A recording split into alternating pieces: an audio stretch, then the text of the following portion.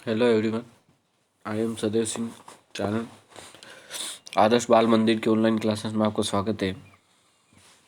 क्योंकि हम पढ़ रहे थे फर्स्ट पोएम्स हमने पढ़ ली थी। आज की हमारी पोएम है मदर टंग यानी मातृभाषा, जिसकी पोइट है Padma Sachdev. Padma Sachdev, born 1914, writes in her mother tongue Dogri and Hindi. उनकी जो मातृभाषा है Dogri and Hindi. She has received many awards for her poetry include the Sahitya Akademi. उन्होंने अपनी पोएट्री में बहुत सारे अवार्ड जीते, जिसमें साहित्य अकेडमी अवार्ड भी शामिल है। Which is received at the age of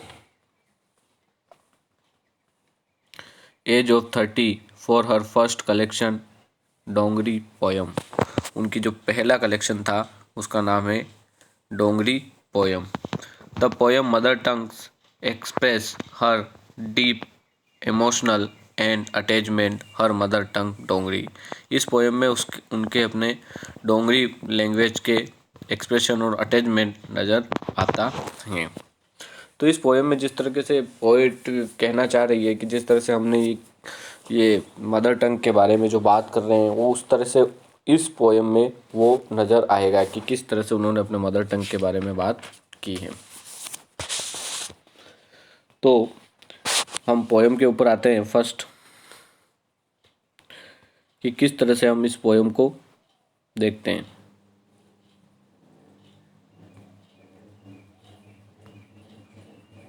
सबसे पहले इस पोयम के ऊपर हम आते हैं। पोयम स्टार्ट करते हैं। आई अप्रोच्ड अ स्टेम यानी अप्रोच यानी हम कह सकते हैं मांगना। अप्रोच का मतलब होता है मांगना। स्टेम का मतलब हम कह सकते हैं इसमें डंठल। किसी चीज़ का जो डंठल होता है उसको हम स्टेम कह सकते हैं। डंठल।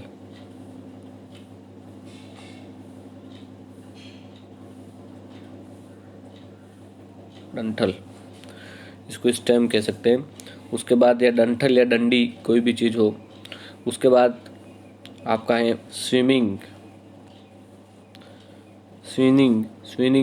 स्विंगिंग यानी जो झूला होता है उस तरह से झूमता हुआ। उसके बाद आएगा आपका रीड हम कह सकते हैं कि a tall plant like a grass with a hollow stem with grows in or near water.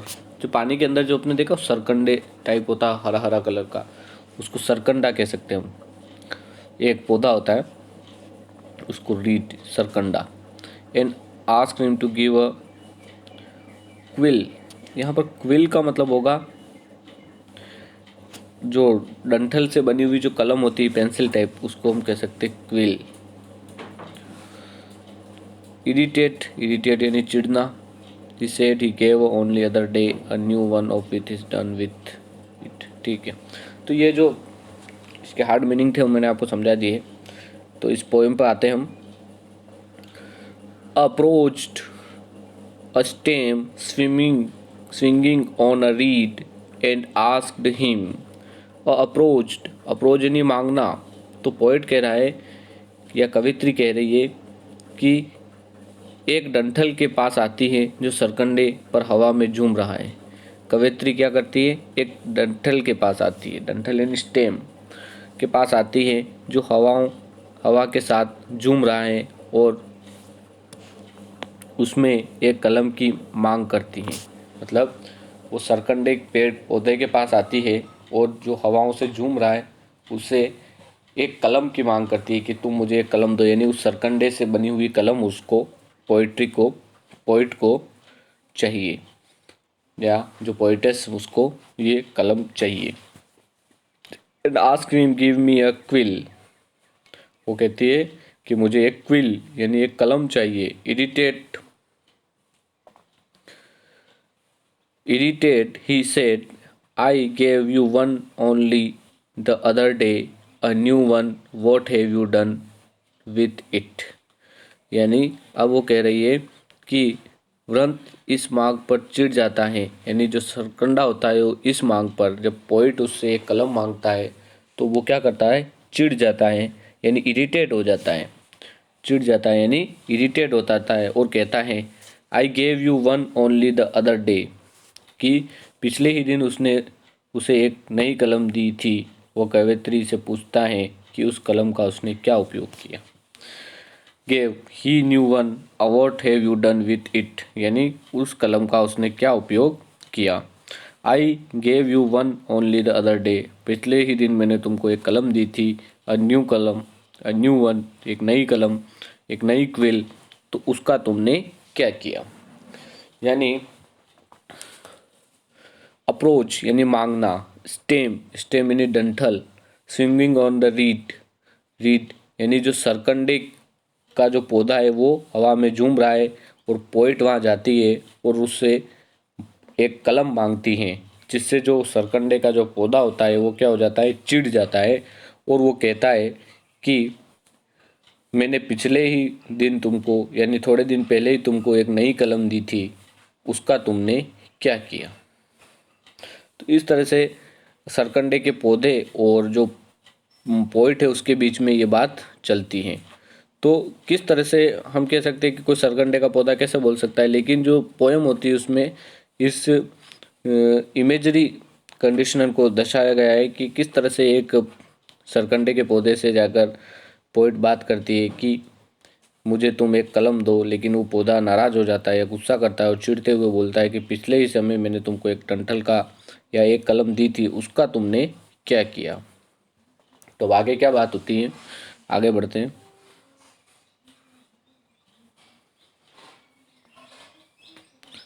अब पोइट कहता है, पोइट कहती है are you some sort of an accountant, accountant, accountant यानी लेखाकार, अकाउंटेंट यानी लेखाकार।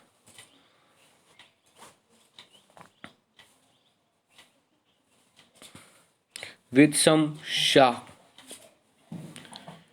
शम शाह, शाह, शाह यानी बादशाह, यानी बादशाह, शाह ऐसे। Writing account books where you need new pen every other day he asked. तो अब पोइट वापस उसके बारे में पूछता है कि वो किस, are you some sort an account, यानी जब सरकंटे का जो डंठल होता है वो कवित्री द्वारा नई कलम की मांग का सामना करता है तो उससे पूछता है कि क्या वह कोई लेखाकार है जो किसी राजा का हिसाब किताब देखती है। अब वो कहता है आर यू, क्या तुम, some sort of an accountant, क्या तुम कोई अकाउंटेंट हो, विद सम शाह, या किसी मतलब किसी राजा के साथ तुम कोई अकाउंटेंट हो, या तुम किसी राजा के वहाँ लेखाकार हो। अकाउंटेंट जो होता है ना, अकाउंट लेखा जो कर रखता है, लेखाकार। तो वो कह रहा है कि क्या तुम कोई राजा के यहाँ पर लेखाकार हो जो बार बार कलम मांगने आ जाती हो। राइटिंग अकाउंट बुक्स, या कार्य की अधिकता के कारण, जहाँ कार्य की अधिकता के कारण उसे हर दूसरे दिन एक नई कलम की आवश्यकता होती है। Writing account books, account book लिखने के लिए, राइटिंग अकाउंट बुक यानी अकाउंट बुक लिखने के लिए, where you need a new pen, तुम्हें आवश्यकता होती है, every other day he asked, मतलब कि तुम्हें किस तरह के, क्या तुम राजा के वहाँ पर, किसी राजा के यहाँ पर अकाउंटेंट हो जो तुम्हें रोज नई कलम की आवश्यकता पड़ जाती है। एवरी न्यू पेन, जो अकाउंट बुक लिखते लिखते क्या तुम्हें रोज नई पेन की आवश्यकता पड़ जाती है, ऐसा वो कहता है। तो पहले स्टेंजा में कहता है वही सरकंडे का, जब कवित्री उसके पास जाती है और उससे कलम मांगती है तो सरकंडे का पौधा इरिटेट होते हुए बोलता है कि मैं तुम्हें रोज रोज नई कलम नहीं दूंगा, क्योंकि पिछली बार भी मैंने तुमको नई कलम दी थी, वो कहाँ है। तो फिर वो पूछता है क्या तुम राजा के वहाँ कोई अकाउंटेंट हो जो बार बार कलम मांगती है, जो अकाउंट बुक लिखते लिखते तुम्हारी कलम खत्म हो जाती है और नई कलम तुमको चाहिए, एवरी अदर डे यानी रोज तुमको नई कलम चाहिए। तो इस तरह से उन दोनों के बीच में बात चल रही है और इस बात को फिर आगे बढ़ाते हुए पूछते हैं कि अगले स्टेंजा पर चलते हैं हम, स्टेंजा 3। ही आस्क्ड मतलब अब वो उसने पूछा। अब क्या था? No I did not work for a shah I said but for a shiny very kind very well off. क्या कह रहा है? शाहिनी यानी रानी, शाहिनी यानी हम कह सकते हैं शाहिनी, शाहिनी यानी हम कह सकते हैं रानी, और शाह मतलब राजा। Very kind very well off and I am not the only one working for her she has many servants every read to bidding do her bidding यानी आदेश मानना, डू हर बिडिंग यानी आदेश मानना। उसके बाद वेल, वेल यानी समृद्ध, अच्छा। The shine is my mother tongue, mother टंग,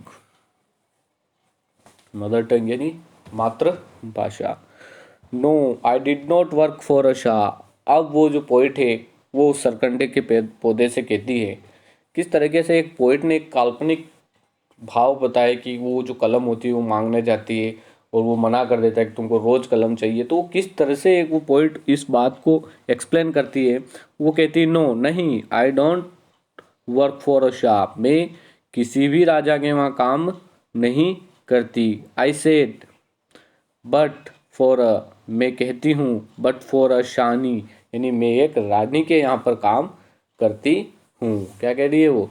मैं किसी भी राजा के वहाँ काम नहीं करती बल्कि किसी रानी अर्थात किसी शाहनी के यहाँ काम करती हूँ, जो क्या है?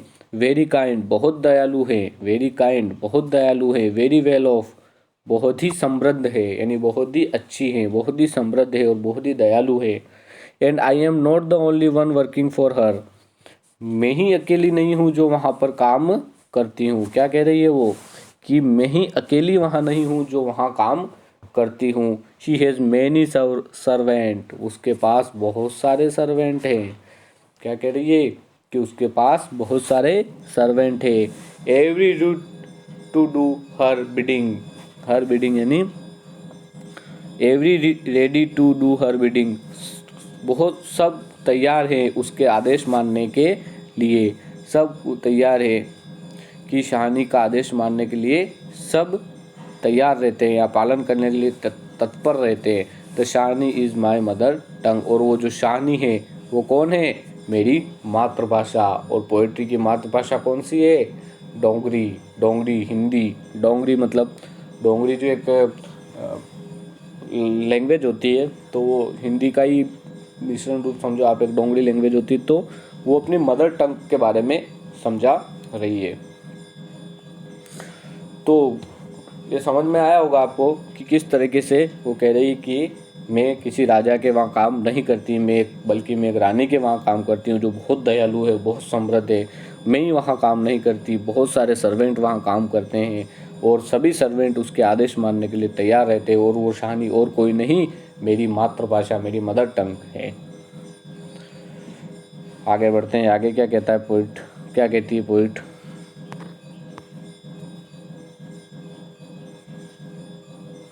आगे लाइनें हैं नहीं तो मैं यहाँ लिख के आपको समझा देता हूँ किस तरह से आगे पोइट कहते हैं। तो आगे वाली लाइन में लिख रहा हूँ यहाँ, आप देखें इसको। Give me a quill quickly,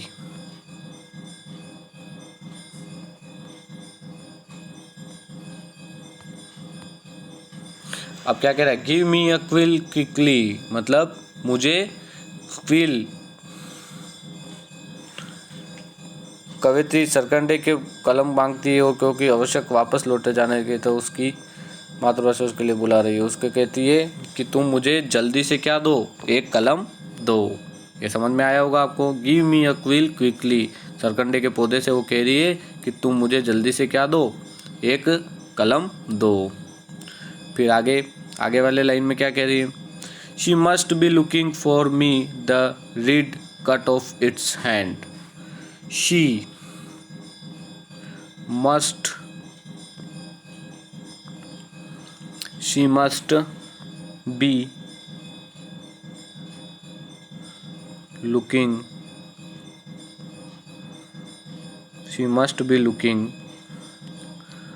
for me.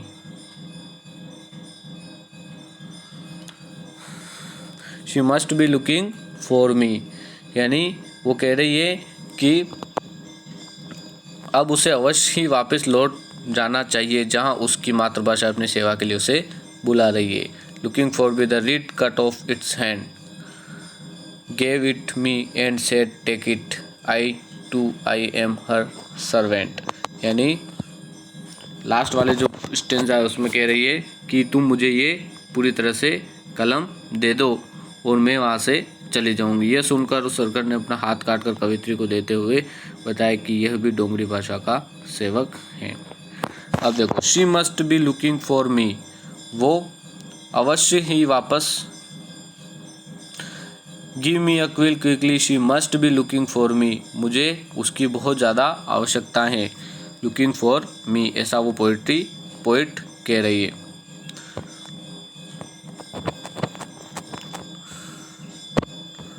अब आगे देखते हैं आगे क्या होता है, आगे वाली लाइन इसमें देखते हैं। तो दो लाइनें का आप समझ में आ गया। The reed cut off it's hands, अब क्या कह रहा है, the reed cut of his hand, मतलब जो सरकंडे का जो पौधा है वो अपना हाथ काट कर दे देता है, यानी वो कलम काट कर या उसकी जो डाली है वो काट कर दे देता है। अगर सरकंडे का पौधा डाली काट कर दे देता है तो फिर क्या होता है, फिर अगली लाइन में क्या कह रहा है, poet give it me and said take it, gave it me and said take it, वो मुझे ये देता है पौधा, और पोइट कहती है कि वो मुझे ये पौधा देता है और कहता है, वो पौधा देकर क्या कहता है, पौधा कौन देता है, रीट यानी सरकंडे का पौधा क्या दे देता है, वो कलम दे देता है और क्या कहता है, आई टू एम हर सर्वेंट। आई, ये लास्ट वाली लाइन इंपॉर्टेंट है, आई टू एम हर सर्वेंट। तो इसमें कह रहा है वो कि आई टू यानी मैं भी हर सर्वेंट उसका सेवक हूँ, किसका, उस मदर टंग का। तो अब जो सरकंडे का जो पौधा है वो भी किसका सेवक बन गया है, उस मदर टंग का सेवक बन गया है। तो ये पोएम आपको समझ में आई होगी, एक बार इसको हम रिवाइज कर लेते हैं कि क्या है इस पोएम के अंदर। इस पोएम में सबसे first, I approach to stem swimming is the reed, मतलब जो पोइट होती है वो एक सरकंडे के पौधे के पास जाती है जो हवा में झूलता हुआ दिखता है, उसके पास जाकर पूछती है कि मुझे एक क्विल यानी एक कलम चाहिए जो उसके सरकंडे के पौधे से बनती हैं। वो क्या होता है, इरिटेट हो जाता है, कौन, सरकंडे का पौधा, और कहता है कि मैंने तुम्हें पहले भी एक कलम दी थी, उसका तुमने क्या किया। उसके बाद फिर वो सरकंडे का पौधा कहता है कि तुम इतनी कलम ले जाते हो, क्या तुम किसी राजा के यहाँ पर अकाउंटेंट हो, लेखाकार हो, जो अकाउंट की बुक्स लिखती हो, जो तुम्हें रोज़ नई पेन की आवश्यकता या तुम्हें रोज़ नई कलम की आवश्यकता पड़ जाती है। तो इस बात को सुनकर पोइट कहती है कि are you some sort of account with, फिर पोइट कहती है नहीं, मैं कहीं राजा के वहाँ पर कुछ भी नहीं हूँ, मैं कहीं राजा के वहाँ काम नहीं करती हूँ, लेकिन मैं एक रानी के वहाँ पर काम करती हूँ जो बहुत दयालु है और बहुत समृद्ध है, और मैं अकेली नहीं जो वहाँ पर काम करती हूँ, बहुत सारे लोग वहाँ पर काम करते हैं और उस रानी के जो आदेश मानने के लिए तैयार रहते हैं, और वो रानी और कोई नहीं, मेरी मदर टंग कौन है, डोंगरी यानी उसकी जो भाषा है उसके लिए वो कह रही है।